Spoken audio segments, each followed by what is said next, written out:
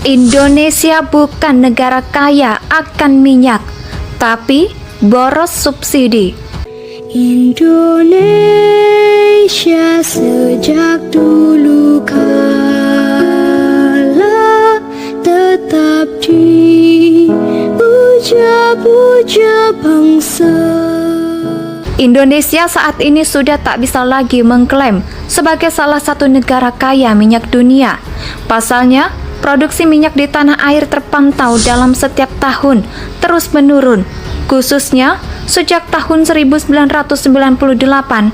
Sejak 2003, Indonesia justru menjadi net importir minyak lantaran menyusutnya produksi, sementara konsumsi BBM di negeri ini kian hari terus bertambah. Dengan kata lain, untuk memenuhi kebutuhan BBM dalam negeri Indonesia malah harus bergantung kepada minyak impor dari negara lain. Selama 10 tahun terakhir, impor minyak Indonesia rata-rata 109 juta barel. Negeri ini juga mengalami defisit impor yaitu sekitar 35,17 juta barel.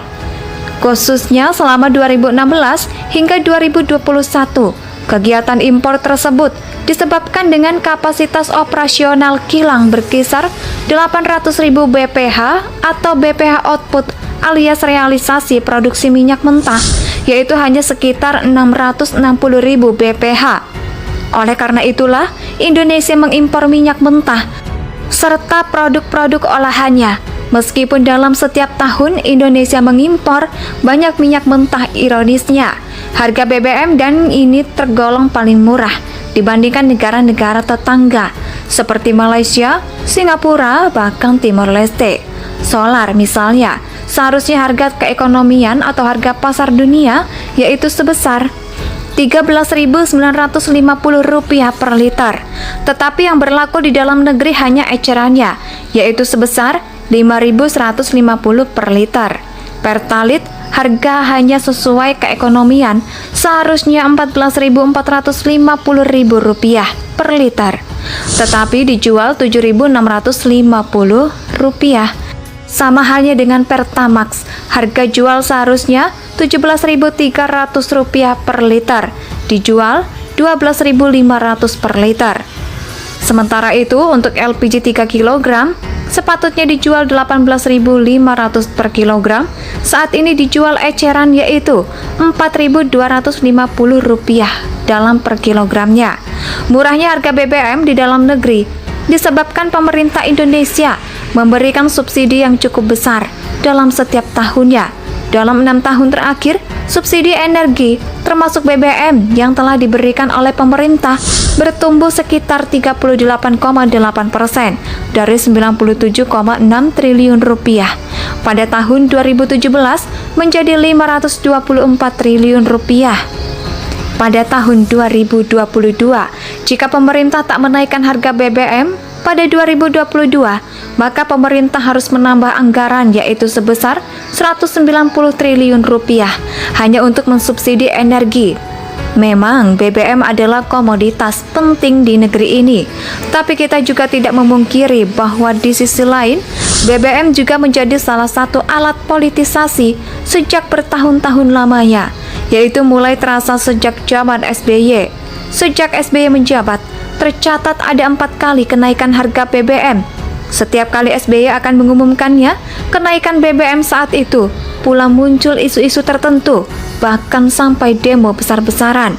Begitu juga di era Presiden Jokowi ketika menaikkan harga BBM, selalu ada saja yang mencari panggung dan mengatasnamakan rakyat, lalu mempolitisasi agar suhu politik jadi panas. Memang, kenaikan harga BBM sangat menyulitkan sebagian masyarakat. Baru saja pulih dari tekanan pandemi COVID-19, sekarang dihantam harga BBM naik, yang artinya akan diikuti oleh kenaikan harga barang dan jasa yang lain. Di sini pemerintah maunya rakyat bisa mandiri tanpa gejala disubsidi. Tapi menurut saya, kondisi ekonomi masyarakat Indonesia saat ini masih belum cukup tinggi untuk hidup tanpa subsidi. Bayangkan kalau harga Pertalite tidak disubsidi atau dihilangkan dari peredarannya, lalu dipaksa pakai Pertamax, pasti akan jadi rusuh besar-besaran. baik oleh masyarakat yang tercekik secara ekonomi hingga gorengan isu yang dibuat oleh oposisi yang haus akan kekuasaan. Intinya di sini benar, memang Indonesia negara penghasil minyak, tapi dari hasil produksi minyak kita sangat tidak cukup untuk memenuhi kebutuhan dalam negeri.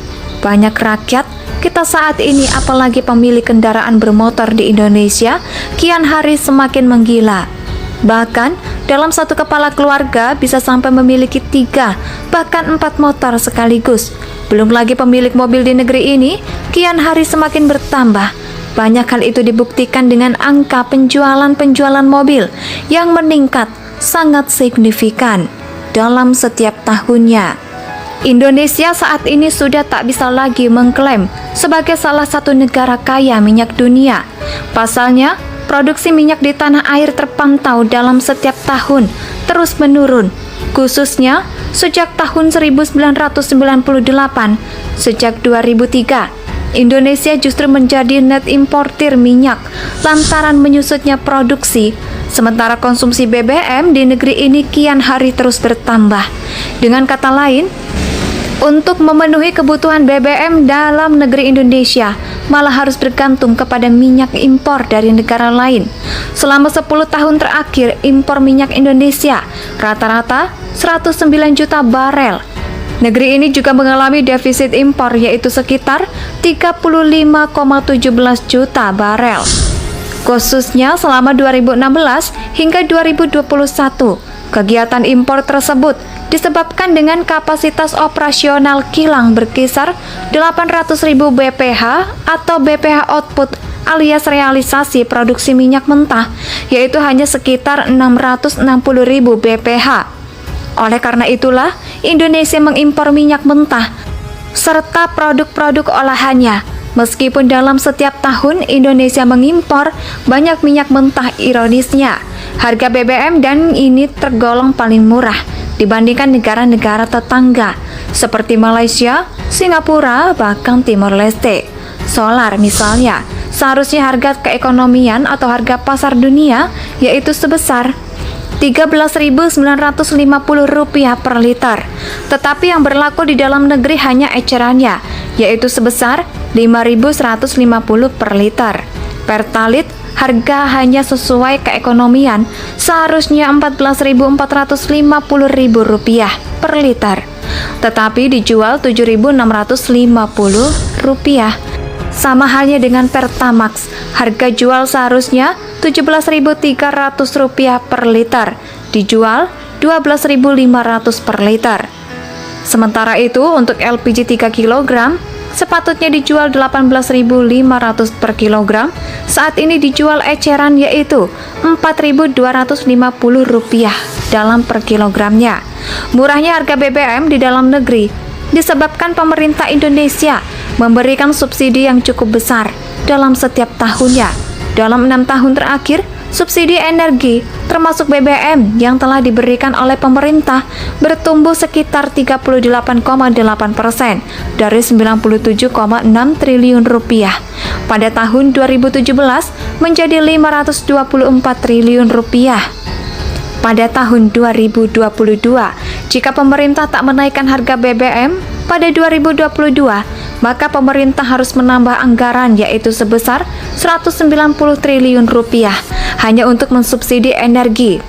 Memang BBM adalah komoditas penting di negeri ini, tapi kita juga tidak memungkiri bahwa di sisi lain, BBM juga menjadi salah satu alat politisasi sejak bertahun-tahun lamanya, yaitu mulai terasa sejak zaman SBY. Sejak SBY menjabat, tercatat ada 4 kali kenaikan harga BBM. Setiap kali SBY akan mengumumkannya, kenaikan BBM saat itu pula muncul isu-isu tertentu, bahkan sampai demo besar-besaran. Begitu juga di era Presiden Jokowi ketika menaikkan harga BBM, selalu ada saja yang mencari panggung dan mengatasnamakan rakyat, lalu mempolitisasi agar suhu politik jadi panas. Memang, kenaikan harga BBM sangat menyulitkan sebagian masyarakat. Baru saja pulih dari tekanan pandemi COVID-19, sekarang Indonesia tanah air beta pusaka Sunan Jaya.